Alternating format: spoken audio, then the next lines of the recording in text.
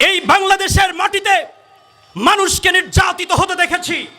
আমরা ওলামায়ে কেরামকে অকথ্যভাবে নারী কেলেঙ্কারির সাথে জড়িয়ে বছরের পর বছর, বছরের পর বছর ওলামায়ে কেরামকে জেলে আবদ্ধ থাকতে দেখেছি। বলেন ঠিক কিনা?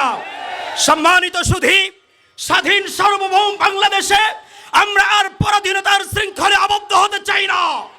আমরা অতীতের শাসকদের পরিবর্তন হতে দেখেছি, কিন্তু তাদের নীতির কোনো পরিবর্তন হয় নাই। জুলুম, অত্যাচার, মানুষের কণ্ঠরোধ করা, মানুষের স্বাধীনতাকে খর্ব করা হয়েছে। বলেন ঠিক কিনা? সম্মানিত সুধী, আমরা বাংলাদেশের জমিনে আর পার্শ্ববর্তী কোন দেশের কলোনি হয়ে বসবাস করতে চাই না।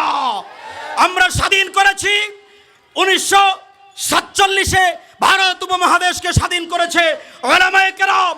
1971-এ স্বাধীন হয়েছে বাংলাদেশ।